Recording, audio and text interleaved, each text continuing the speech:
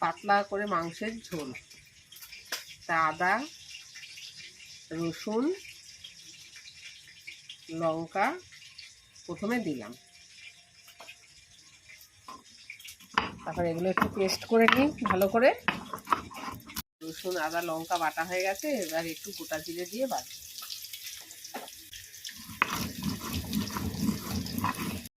কিছু পেঁয়াজ বেটে নেব, আর তার সঙ্গে একটু টমেটো বেটে নেব।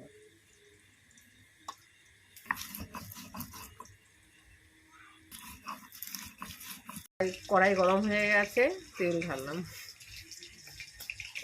তেল গরম হয়ে গেছে, আলু আর পেঁপেটা ভেজে নিচ্ছি।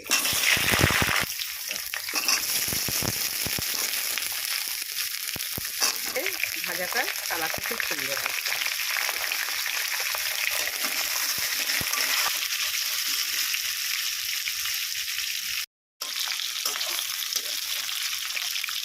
ভাজা হয়ে গেছে, তুলে দিই।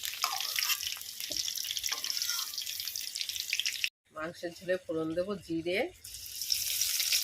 তেজপাতা, পেঁয়াজ কুচি, কিছু পেঁয়াজ ভেজে দেবো আর কিছু বেটে দেবো। পেঁয়াজটা ভাজা হয়ে গেছে, বাটা মশলাগুলো দিয়ে দিই।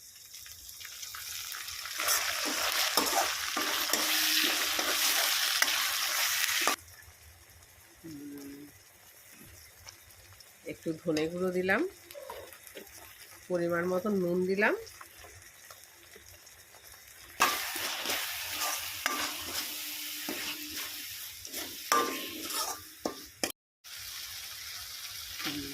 মশলাটা কষানো হয়ে গেছে, চিকেনটা দিয়ে দেবো।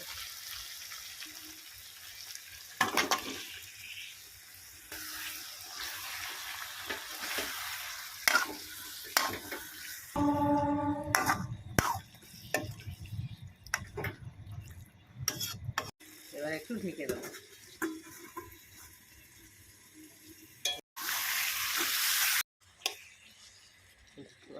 একটু নেড়ে দিচ্ছি। পেঁপে, আলু আর টমেটো দিয়ে দিলাম।